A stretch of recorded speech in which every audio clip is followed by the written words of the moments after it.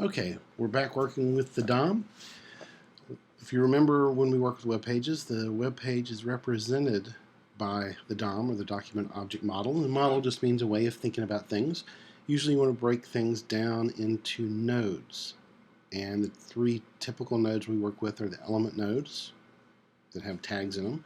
Elements surround content and attributes and everything. But text in itself is considered a node, and attributes are considered a node. So you have elements, attributes, and text as nodes. In fact, like I said, there's 12 nodes according to the standards bodies, and we just tend to work with those first three.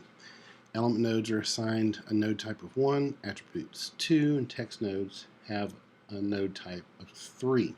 When you poll a property of an element for its node type, it will return 1. So if you look at this simple web page, we've got a div with a child of h1. The h1 is a sibling of a paragraph.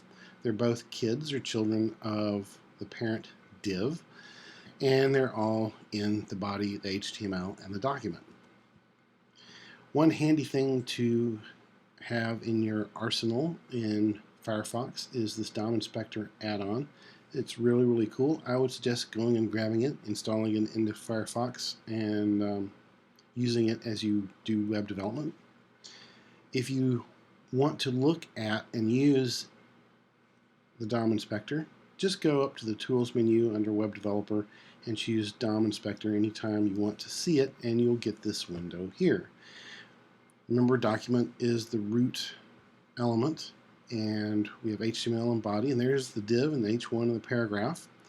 It looks pretty much like we would expect it to, except white space is a text node, at least in Firefox. And the unfortunate thing is, a lot of browsers are inconsistent in how they think of white space in the DOM. Some browsers will, especially WebKit browsers, which are Safari and Google Chrome,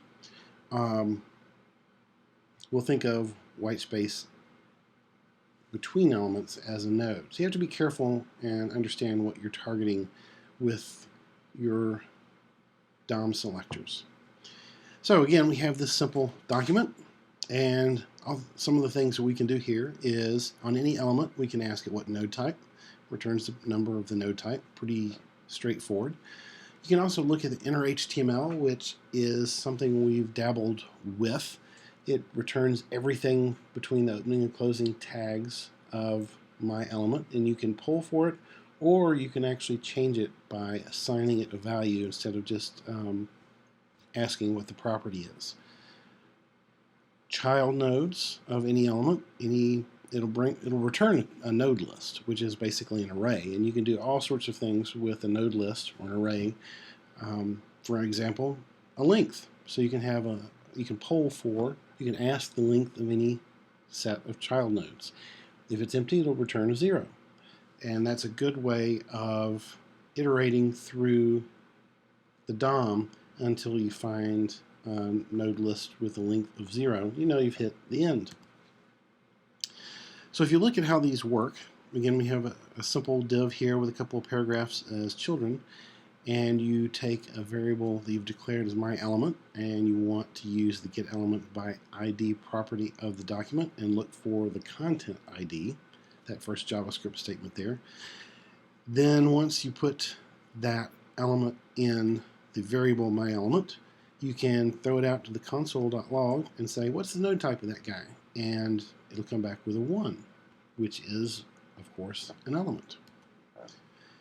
Now, if you look at, say, inner HTML, the inner HTML property of that my element, which is holding content. So the content is the ID, and we're putting the get element by ID of content into the variable my element. And we're looking at inner HTML. If you look at the inner HTML of my element, it contains a node list of those two paragraphs. Interesting.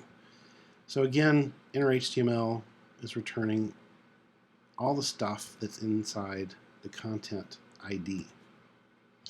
And the last one here is the length of the node list that child nodes returns.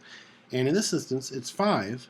And like I said before, that's kind of weird, or seems weird, because it's returning all of the spaces, all the white space we use for formatting, as text nodes. Be careful how you target nodes with the DOM. Browsers can be inconsistent. So there's what the DOM looks like for this little simple web page. And we'll work with that in one of the exercises.